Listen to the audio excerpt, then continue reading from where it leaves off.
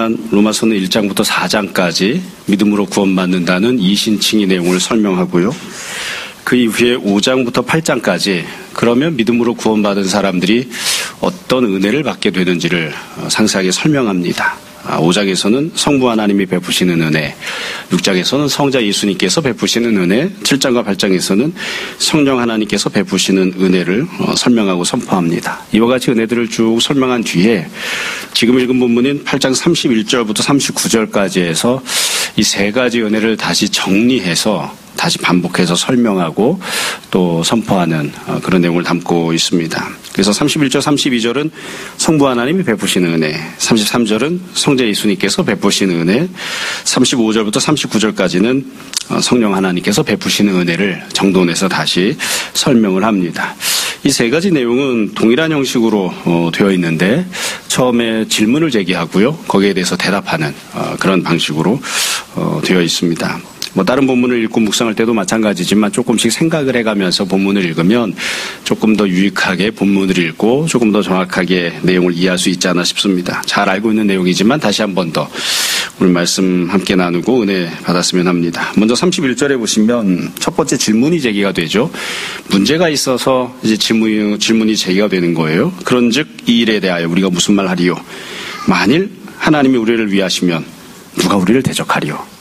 그러니까 대적하는 자가 있다는 겁니다. 그러니까 신앙생활하고 은혜를 받으면서도 대적하는 자가 있어서 대적한다고 하는 건 싸운다는 거고요. 끌고 자기들이 원하는 대로 끌고 가려고 하는 그런 모습이 있다는 거예요. 이와 같은 대적하는 자들을 향해서 아무도 우리를 대적할 수 없다. 그렇게 설명을 해요. 그리고 나서 이제 하나님이 어떤 은혜를 베푸시는지를 설명을 하는데 32절을 보시면 잘 보시면 제일 처음에 하나님이 어떤 분이신지를 먼저 설명합니다. 32절에 보면 자기 아들을 아끼지 아니하시고 우리 모든 사람을 위하여 내주시니 이게 성부 하나님입니다. 그러니까 하나님 아버지는 어떤 분이시냐? 자기 아들을 아끼지 아니하시고 우리 모든 사람을 위하여 주신 분입니다. 이게 이제 하나님에 대한 설명이에요. 그러니까 하나님은 우리에게 독생자를 주신 분이시고 또 우리가 그렇기 때문에 받은 은혜는 독생자 예수 그리스도를 받아 누리는 것이죠.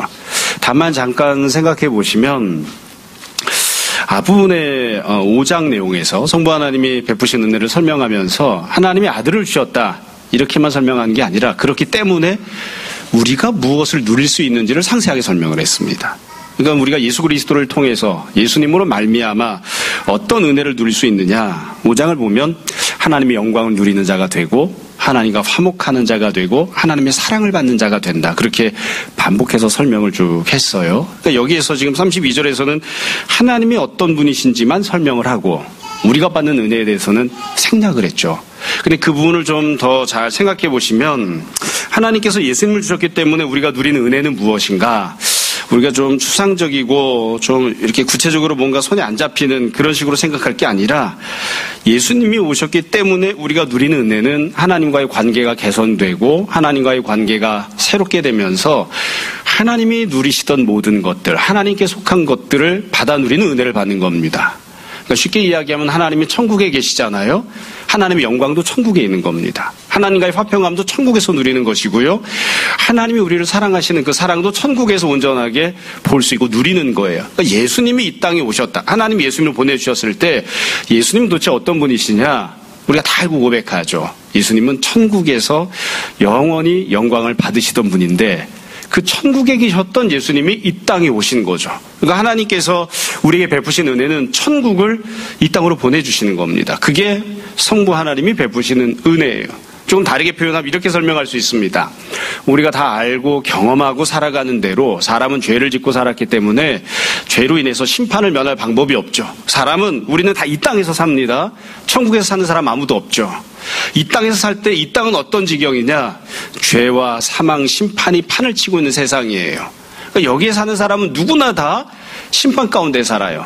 이 땅에 사는 사람은 누구나 다 죽음의 그늘 아래서 살아가고 있습니다. 힘들고 어렵고 고통당하고 고난당하고 결국에는 심판으로서의 사형으로서의 죽음을 피할 수 없는 그게 우리가 살아가는 모습이에요.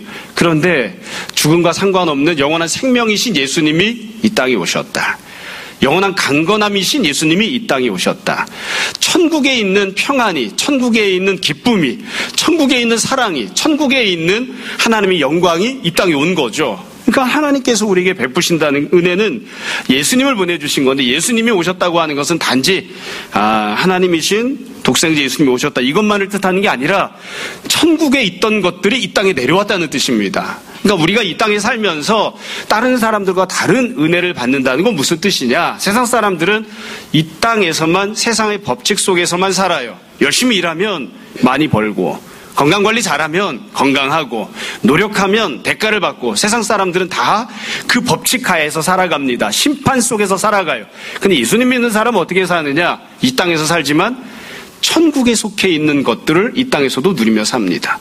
예수님이 천국에 계신 분이었는데 이 땅에 오셔서 그 예수님 우리가 누리는 것처럼 천국에서만 누릴 수 있는 안식을, 천국에서만 누릴 수 있는 기쁨을, 천국에서만 누릴 수 있는 평안을, 천국에서 볼 수 있는 하나님의 영광을 우리가 이 땅에서 비록 완전하진 않지만 일정 부분을 소유하고 누리는 자로 살아가는 거죠. 그러니까 이거를 다르게 표현하면 이렇게 말할 수 있습니다. 우리가 늘 하는 표현이에요. 예수님 믿는 사람들은 이 땅을 살아가면서 인과응보의 법칙에 의해서만 살아가는 게 아니에요. 우리는 다 은혜를 받으며 살아갑니다. 은혜를 누리며 살아갑니다. 일정 부분 천국을 맛보며 살아갑니다. 천국에 대한 소망을 가지고 살아가는 거예요. 그게 우리가 갖고 있는 특권이고 우리가 받은 은혜인 거죠. 아마 여러분들도 종종 우리가 갖고 있는 종교적인 문화들 때문에 불교 이야기나 유교 이야기 많이 들으셨을 거예요. 그렇죠? 인과응보의 법칙이 불교를 이렇게 관통하고 있는 철학 아닙니까? 죄를 지었으니까 심판받는 게 마땅합니다. 그게 이 땅의 법칙입니다. 아무도 거기서 벗어날 수가 없어요. 근데 우리는 은혜를 받는다고요. 죄를 지었으니까 심판만 받는 게 아니라 죄를 지었음에도 불구하고 천국에 있는 것들을 맛보며 살아가는 사람들이 되는 거예요. 그래서 예수님을 믿는데, 내가 예수님을 믿고 하나님의 자녀가 되었는데 내 주변에 있는 세상 모든 사람들과 똑같이 세상의 것들만 보고 세상에서 누릴 수 있는 것들만 누리고 천국에서 누릴 수 있는 것들을 이 땅에서 누리며 살아가지 못하면 그건 참 불행한 일인 거죠. 제대로 예수님을 못 믿고 있는 겁니다. 이걸 신학자들이 이렇게 저렇게 복잡하게 이야기할 때는 하나님의 나라가 이 땅에 임한다 이렇게 이야기하는데 그렇게 추상적이고 어려운 게 아닙니다. 우리는 이 땅에서 육신을 갖고 살아가지만 그러나 천국에서 맛볼 수 있는 기쁨과 평안을, 천국에서 맛볼 수 있는 생명과 영생을 이 땅에서도 받아 누리고 살아가는, 그게 우리가 받은 은혜입니다. 성도는 다 하나님이 주시는 은혜 가운데서 살아가는 자들인 거죠. 그러니까 하나님이 그와 같이 예수님을 주셨어요. 그리고 그것으로 끝나는 게 아니라 32절 뒤에 보시면 이렇게 다시 설명합니다. 어찌 그 아들과 함께 모든 것을 우리에게 주지 아니하겠느냐. 모든 것을 우리에게 주지 아니하겠느냐. 여러분, 하나님에게 가장 귀한 것은 아들이죠. 근데 아들도 주셨으니까 다른 모든 것을 주신다는 거예요. 이 표현에서 우리가 오해해서는 안 되는 부분이 있습니다. 아들은 천국과 영생에 속하신 분이었습니다. 그래서 천국이 이 땅에 내려온 것이기 때문에 여기서 말하고 있는 모든 것이란 내가 원하는 모든 것, 이 세상에서의 모든 것을 뜻하는 게 아니라 천국에 있는 모든 것을 주신다는 뜻입니다. 비록 지금 우리가 완벽하게 다 누리지 못해도, 지금 천국에서 무엇이 있는지 우리가 다 알지 못해도 천국에 있는 모든 것들을 하나님께서 아낌없이 우리들에게 부어주실 것이다. 그래서 너는 이 땅에서 육신을 갖고 살아가는 사람이기는 하지만 그러나 천국에 속한 자이고 천국에 있는 것들을 누리는 자들이고 알지 못하는 천국의 것들도 소망하고 그 모든 것들도 선물로 받아 누리는, 그게 바로 너의 정체성이고 바로 너의 사람됨이다. 이게 지금 사도 바울이 선포하는 겁니다. 그래서 우리가 이 땅에 살아갈 때 무엇을 통해서 위로를 받습니까? 무엇이 우리에게 격려가 되나요? 열심히 일했더니 돈을 많이 벌었다. 그게 우리의 격려가 되나요? 물론 그것도 격려가 되지만 만약 그것만 우리의 위로와 격려가 된다면 우리가 불교 믿는 사람과 다를 바가 뭐가 있겠습니까? 우리가 예수님 안 믿는 사람과 다를 바가 뭐가 있겠어요? 열심히 일해서 그 대가를 받아 누리고 그것으로 보람을 누리고 산다. 그것만 있다면 우리가 도대체 뭐가 세상 사람과 다르냐고요. 우리는 천국을 누리며 사는 사람들입니다. 원래 하나님께서 아담과 하와가 죄를 지은 다음에 사람들을 보실 때에 너희는 죄를 지었으니까 심판받고 죽임당하는 것이 마땅하다. 그렇게 규정하시고 그렇게 심판을 해가셨죠. 그런데 그것으로 끝난 게 아니라 우리들에게 은혜를, 구원을, 생명을, 하나님이 누리고 계신 것들을, 모든 것들을 우리에게 공급해 주시겠다고 하십니다. 그게 하나님 아버지께서 우리에게 베푸시는 은혜입니다. 지금 사도 바울이 성부 하나님 베푸신 은혜를 이미 받은 은혜와 앞으로 받을 은혜로 나누어서 설명한 거예요. 이미 우리가 천국에 속한 것들을 받아 누리고 있고 앞으로도 천국에 속한 모든 것들을 받아 누리며 살 것이다. 이게 지금 사도 바울이 선포하는 첫 번째 은혜입니다. 두 번째는 33절 성자 예수 그리스도께서 베푸신 은혜에 대해 설명하고 선포합니다. 이 부분에도 마찬가지예요. 반문하는 거 질문하는 내용이 나와요. 누가 능히 하나님께서 택하신 자들을 고발하리요. 의롭다 하시니 이는 하나님이시니 누가 정죄하리요. 지금 문제가 있는데 이 문제는 뭐냐면 고발하는 사람, 정죄하는 사람이 있는 거예요. 마귀가 우리를 고발하기도 하고 세상 사람들이 우리를 고발하기도 합니다. 이 고발한다고 하는 건 뭐냐면 정죄한다고 하는 건 저 녀석들은 그런 은혜 받을 자격이 없는데 이렇게 이야기하는 겁니다. 제가 이 여름 동안 이렇게 지내면서 보니까 뭐 좀 개인적인 다른 일이 있어서 조카도 보고 다른 사람들도 대하고 이렇게 하다 보니까 누군가가 뭔가를 잘못했을 때 항상 문제가 되는 건 그거더라고요. 잘 용서가 안 돼요. 저 사람이 뭘 잘못했어요? 잘 용서가 안 돼요. 그리고 나중에 저 사람이 뭔가 좀 더 잘 됐어요. 그러면 저렇게 죄 지은 녀석이 잘 될 수 있나? 이건 부당하지 않나? 그런 생각이 드는 거예요. 저렇게 죄 짓고 밖에 나가서 자기 멋대로 살았는데 잠잘 때에 꾸부리고 신음하면서 잠 못 자고 그래야 될 것 같은데 불면증이 시달려야 될 것 같은데 왜 저렇게 잠을 잘 자지? 그런 생각이 드는 거예요. 여기 애기 엄마들은 다 그런 생각이 들 거예요. 저 사람이 아들과 딸을 뜻합니다. 저 사람이 저렇게 내 속을 바글바글 썩였는데 저렇게 평안하게 잠을 잘 수 있나? 저게 사람인가? 쟤는 저렇게 잠을 잘 만한 자격이 없잖아. 쟤는 저렇게 먹을 만한 자격이 없잖아. 그렇게 정죄하는 거예요. 고발하는 거예요. 그래서 마귀가 하나님 앞에 가서 계속 고발을 합니다. 하나님이 아무리 은혜를 베풀고 심판이 있는 가운데서 은혜를 받고 있는 예수님 믿는 사람들이 있다 하더라도 그 녀석들이 무슨 자격이 있습니까? 죄 졌던 놈들 아닙니까? 심판받아 마땅한 놈들 아닙니까? 근데 왜 저 녀석들에게 은혜를 베푸십니까? 그게 고발하는 사람들이 있는 거예요. 여기에 대해서 사도 바울이 설명하고 선포하죠. 그 내용은 이렇게 되어 있습니다. 죽으실 뿐 아니라 다시 살아나신 이는 그리스도 예수시니. 이제 예수님께서 어떤 은혜를 이미 베푸셨는지를 선포해요. 예수님이 우리 죄를 감당하시고자 십자가에 달려 죽으셨고 또한 다시 살아나셨다. 우리가 다 알고 고백하는 거잖아요. 죄는 누가 졌나요? 내가 졌죠. 그럼 누가 죽어야 되나요? 내가 죽어야죠. 내가 죄를 졌으니까 내가 죄값을 받고 내가 심판받고 형벌받는 게 당연하겠죠. 근데 내가 받아야 될 형벌과 심판을 나는 안 받고 죄가 없으신 예수님이 대신 받으셨습니다. 그러니까 예수님이 우리를 위해 베푸신 은혜는 내가 해야 할 일을 대신 감당해 주신 거예요. 내가 죽어야 되는데 예수님이 대신 죽어주신 거예요. 대신 죽어주신 거. 이제 내가 부활할 겁니다. 예수님이 대신 부활하셨어요. 예수님이 승천하십니다. 나를 위하여 나를 대신하여 행하신 것이기 때문에 나도 이제 승천을 할 거예요. 그러니까 예수님께서 우리를 위하여 내가 감당해야 될 죄값을 대신 감당하신 거예요. 대신. 이게 예수님이 우리에게 이미 베푸신 은혜입니다. 그래서 앞부분에 6장에서는 뭐라고 성자 예수님의 은혜를 설명했냐면 주님께서 우리를 대신하여 모든 것을 감당해 주셨고 우리가 그 예수님과 함께하는 자, 하나가 되는 자가 되었기 때문에 나는 죄값을 직접 지불하지 않았지만 주님이 지불하셨기 때문에 내가 나의 모든 죄를 지불한 것이 되었다. 그렇게 예수님이 베푸신 은혜를 설명하고 선포하죠. 33절 맨 뒤에 보시면 다시 이렇게 설명합니다. 그는 예수님이시죠. 하나님 우편에 계신 자요. 승천하셔서 하나님 보좌 우편에 앉아 계시고 우리를 위하여 간구하시는 자시니라. 사실 여기에 보면 간구하신다고 되어 있지만 엄밀하게 이야기하면 누군가가 우리를 향해 고발하고 정죄할 때 우리를 위해 변호한다는 뜻이 원래 1차적인 의미입니다. 그러니까 마귀가 찾아와요. 하나님, 저 자식 죄 졌는데 왜 저 자식한테 은혜를 베푸십니까? 저 녀석이 얼마나 죄를 많이 졌는데 저 녀석에게 구원을 베풀고 형통함을 주십니까? 이건 부당하지 않습니까? 라고 마귀가 이야기할 때 예수님께서 하나님 보좌 우편에서 말씀하시는 거예요. 내가 대신 죽어줬잖아. 설명하시고 변호하시는 거예요. 내가 대신 죄값을 지불했잖아. 그렇게 말씀하시는 거예요. 사람은 양심이 있죠. 그래서 내가 무언가가 잘 되려고 하면 과거에 지었던 죄가 떠오르는 게 마땅합니다. 내가 이렇게 평안하게 살아도 되나? 평안하게 살아도 됩니다. 예수님이 죄값을 지불하셨으니까. 그래서 내 마음속에 늘 고통이 있고 괴로움이 있지만 양심이 살아서시기 때문에 스스로를 늘 책망하는 그런 마음이 있지만 주님께서 하나님 보좌 우편에서 변호하신다고요. 괜찮아. 네가 그런 은혜를 받을 만한 자격이 없지만 내가 너를 위해 모든 죄값을 다 지불했으니까 내가 고통을 당했으니까 내가 십자가에 달려 죽었으니까 괜찮아. 네가 그런 은혜를 받고 살아도 괜찮아. 그래서 누군가가 우리를 고발하고 정죄할 때에 주님이 우리를 위해 변호해 주십니다. 주님이 우리를 위해 변호해 주시는 거예요. 그리고 주님께서 보좌 우편에서 우리를 위해서 간구해 주십니다. 사실 우리가 하나님 앞에 나가 예배 드릴 때에 어디에서 예배를 드려야 되냐? 우리가 비록 여기에서 지금 이 땅에서 예배를 드리지만 원칙적으로는 하나님 보좌 앞에 나가서 예배를 드려야 된다고요. 우리가 하나님 보좌 앞에 나가서 예배 드려야 되는데 실제로 하나님 보좌 앞에 나갈 수 있는 사람이 누가 있습니까? 없잖아요. 예수님이 하나님 보좌 우편에 계십니다. 우리를 대신하여 그곳에 계신 거예요. 우리가 하나님 앞에 기도할 때에 이 땅에서 기도하지만 원칙적으로는 하나님 앞에 나아가서 기도해야 되거든요.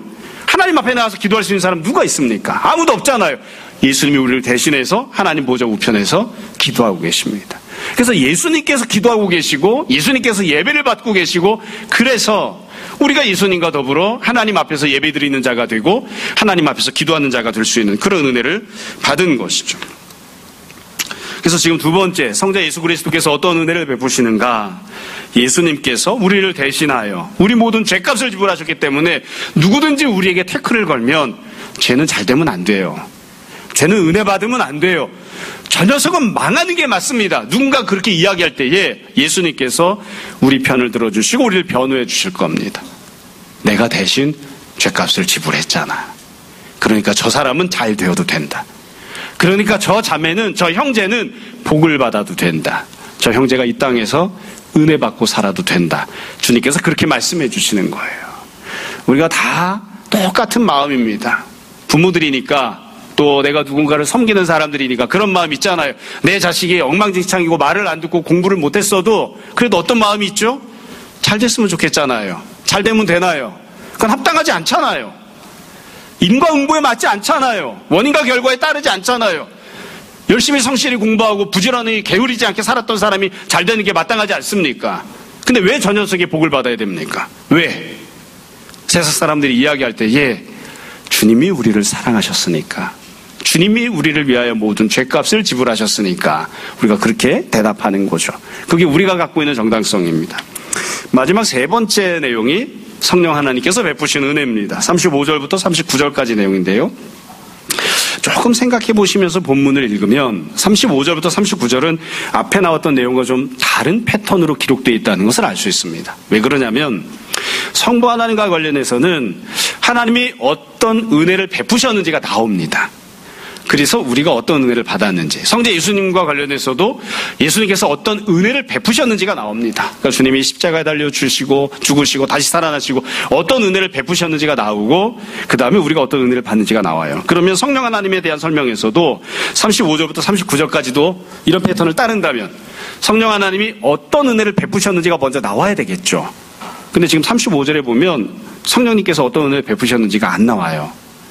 그 설명이 나오지 않고 그냥 우리가 현재 어떤 처지에 있는지가 먼저 설명이 나옵니다.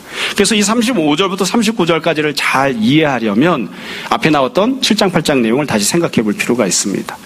여러분 7장 8장 내용이 어떤 내용이었는지 한번 잘 생각해 보세요.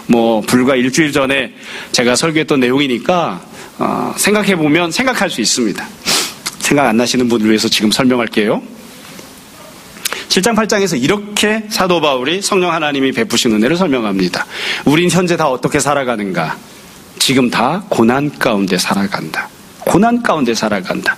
피조물들도 다 탄식하며 하나님의 아들들이 나타나는 것을 고대하고 있고 또 이미 구원받은 우리들도 다 힘들고 어려운 지경 속에서 모든 하나님의 은혜가 완성되어 나타나기를 기다리면서 살고 있다.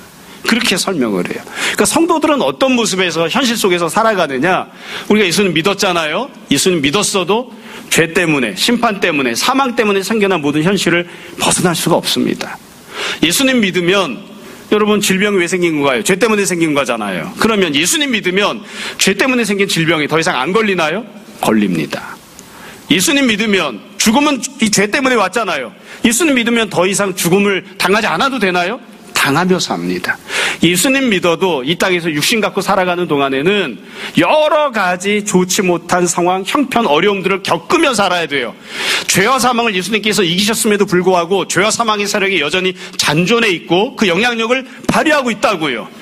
예수님 믿음에도 불구하고 형통하지 못한 상황을 만나기도 하고 인간관계 때문에 고통당하기도 하고 예수님 믿고 있음에도 불구하고 우리가 죄를 짓기도 하고 어리석은 판단을 하기도 하고 나쁜 행동을 하기도 합니다. 그러니까 그런 점에서 보면 불신자들과 예수님 믿는 사람이 차이가 없죠. 예수님을 믿어도 암에 걸려요. 불신자도 암에 걸려요. 예수님을 믿어도 코로나에 걸려요. 불신자도 코로나에 걸려요. 제가 오늘 조금 몸이 안 좋습니다. 왜 설교 준비하고 특별히 죄 지은 게 없는데 왜 몸이 안 좋을까?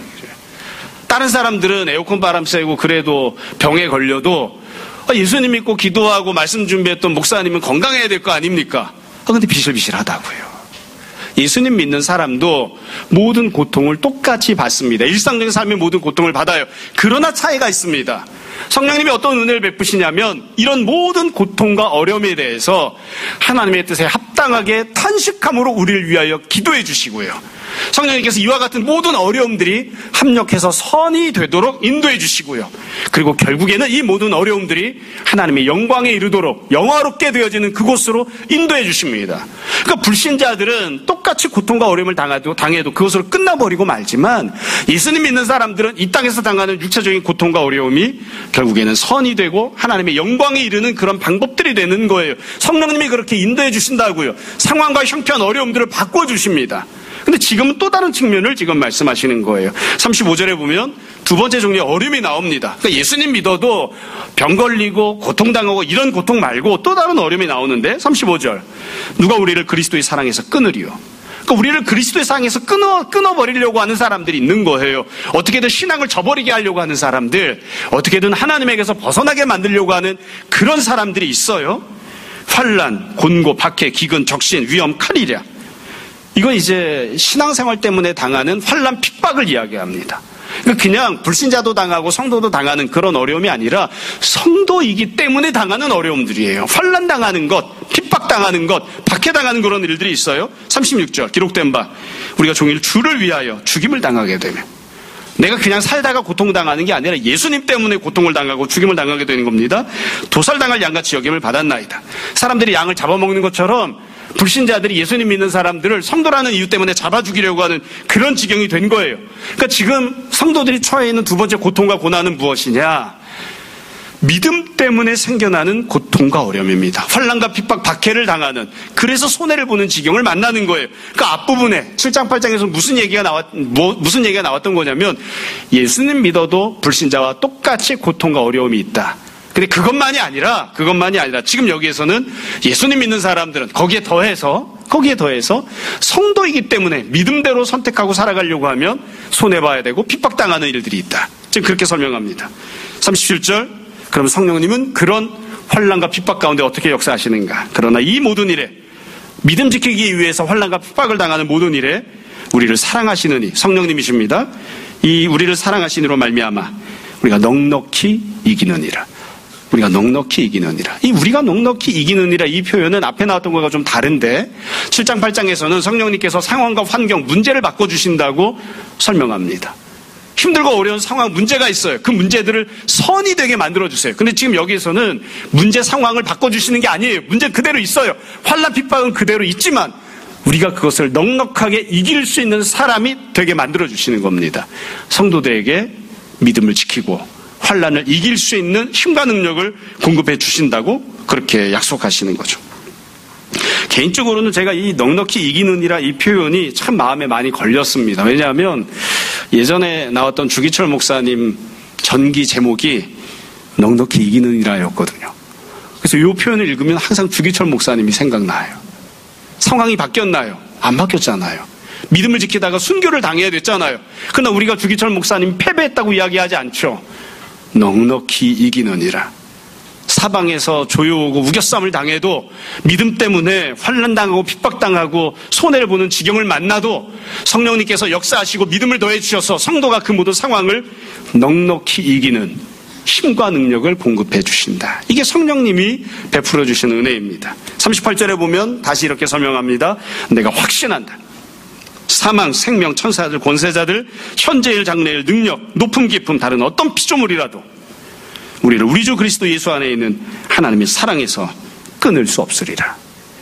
그러니까 성령님께서 우리를 하나님의 사랑 안에 붙어 있을 수 있게끔 유지시켜 주신다는 겁니다. 지켜주신다는 거예요. 그러니까 성령님은 그 문제가 어떤 종류의 문제가 되었든, 성도가 이 땅에서 육신 갖고 살아가는 동안 수많은 문제를 만나잖아요. 불신자들도 만나는 육적인 고통을 당하건, 성도이기 때문에 당하는 환난과 핍박을 만나건, 여하튼 성도가 만나는 모든 문제들에 대해서 상황도 고쳐주시고 성도에게도 힘과 능력을 주셔서 선을 이루게 하시고 영화롭게 하시며 넉넉히 이기게 하시는 그런 은혜를 베풀어 주신다.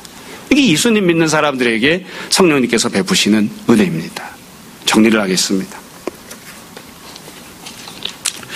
종종 불신자들이랑 이야기를 하거나 또 어떤 경우에는 성도들이랑 이야기를 할 때도 그런 이야기를 하곤 합니다. 예수님 믿으면 무슨 좋은 점이 있나요? 예수님 믿으면 뭐가 좋습니까? 만약 우리가 세상만 바라보고 이 땅의 법칙만 바라보면 별로 좋을 일이 없어요. 제가 열심히 하니까 공부를 잘하네. 나도 열심히 하면 공부를 잘하겠지. 제가 열심히 일하니까 돈을 많이 벌었네. 나도 열심히 일하면 돈 많이 벌겠지. 이것만 가지고 살면 성도가 좋은 점이 뭐가 있습니까? 그냥 열심히 사는 게 낫지 않아요? 새마을운동인 하고 사는 게 낫죠. 성도는 근데 그렇게 살지 않습니다.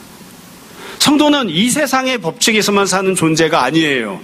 우리는 하나님께서 예수님을 우리에게 주셨기 때문에, 예수님을 받은 사람들이기 때문에 천국에서 누릴 수 있는 은혜들을 이 땅에서도 누리며 삽니다. 세상 사람은 모르는 위로를, 세상 사람은 모르는 기쁨을, 세상 사람들은 모르는 소망을 우리는 갖고 살아갑니다. 그걸 누리고 살아야죠. 그게 만약 누려지지 않고 있다면 우리 뭔가 예수님이 있는데 대단히 잘못된 겁니다. 나는 과연 세상 사람들이 모르는 기쁨과 평안과 담대함과 소망을 갖고 있는가? 나는 과연 세상 사람들이 모르는 안식을 완벽하지는 못해도 이 땅에서 누리며 살아가는가? 하나님 나라를 일정 부분 맛보며 누리며 살아가는가? 그게 있어야 예수님을 믿는 거죠. 그게 예수님이 우리에게 베푸시는 은혜예요. 하나님께서 독생자 예수님 우리에게 주셨다는 것은 천국을, 하늘에 있던 것들을 이 땅으로 가지고 내려오셨다는 겁니다. 천국에 계셨던 예수님이 내려오셨잖아요. 하늘에 있는 것을 이 땅에 내려오게 하셔서 이 땅에서 살아가는 우리도 그것을 누리게 하는, 그게 하나님 아버지께서 우리에게 베푸신 은혜입니다. 두 번째는 성자 예수님 베푸신 은혜예요. 우리 다 자격 없습니다. 사람들이 손가락질할 거예요. 나도 나 자신을 보면 편안하게 살면 안 될 것 같은 그런 느낌이 있어요. 내가 이거 죄 져서 책임을 져야 되는 거 아닌가? 형벌받는 게 마땅한 게 아닌가? 그런 때들이 있어요. 그러나 주님께서 우리 모든 죄를 사하시고 주님께서 우리 모든 죄값을 친히 담당해 주셨습니다. 그래서 주님께서 말씀하신다고요. 너는 너 자신에 대해서 편안하면 안 돼, 행복하면 안 돼, 형통하면 안 돼, 그렇게 생각할지 모르지만, 세상 사람들과 마귀는 그렇게 고발하고 정죄할지 모르지만, 내가 너를 의롭다고 한다. 너는 복을 받을 자격이 있어. 너는 형통할 자격이 있어. 네가 감당해야 될 모든 죄값은 내가 감당했으니까 너는 누리며 살 자격이 있어. 그게 성자 예수님께서 베푸신 은혜입니다. 마지막 세 번째로 성령 하나님이 베푸신 은혜는 성도가 이 땅에서 어떤 종류의 문제와 어려움을 만나건 성령님께서 도우실 겁니다. 문제를 해결해 주시고 문제를 만난 사람들에게 감당할 힘과 능력을, 지혜를 베풀어 주실 것입니다. 그게 성령님께서 베푸시는 은혜입니다. 여러분, 결국 이 모든 내용들은 현실 속에서는 동일한 똑같은 적용점과 질문을 갖게 만드는 것 같아요. 우리는 다 누리며 삽니까? 세상 사람들이 저 사람은 죽을 지경을 만났어. 그럴 때에 내가 나 자신을 봐도 한심하고, 내가 나 자신을 봐도 불행하고, 내가 나 자신을 봐도 참 안타깝지만, 그러나 마음속에 기쁨이 있고 우리 안에 천국이 있습니까? 우리 다 누리며 살아가고 있습니까? 누리며 살아가야 됩니다. 주님, 우리에게 천국을 누리는 은혜를 주십시오. 내 안에 예수님이 계시게 해주십시오. 내 안에 영생이 있게 해주십시오. 내 안에 안식이 있게 해주십시오. 우리가 그렇게 기도하고 또 그렇게 은혜를 누리며 살아야 됩니다. 아버지 하나님께서도 자기 자신을 주셨고, 성자 예수 그리스도께서도 자기 자신을 주셨고, 성령 하나님께서도 자기 자신을 주셨습니다. 우리가 천국과 영생을 이 땅에서도 누리는, 하나님 나라를 이 땅에서도 누리고 또한 실현해 나가며 살아가는 그런 성도로 살아가야 하지 않을까 싶습니다. 모쪼록 이 세상은 여전히 죄와 심판, 사망이 판을 치는 것처럼 보여도 우리는 다 이긴 자들이니까, 이미 약속을 소유하고 있는 자들이니까 비록 고통과 죽음을 피할 수 없다 할지라도 주님이 주시는 위로 가운데 소망 가운데 살아가는 우리 모두가 되었으면 좋겠습니다. 날마다 성부 하나님, 성자 예수님, 성령 하나님께서 베푸시는 풍성한 구원과 은혜가 우리 모두에게 날마다 차고 넘치기를 주님 이름으로 축원합니다. 잠시 기도하겠습니다. 오늘 말씀을 정돈해 보십시오.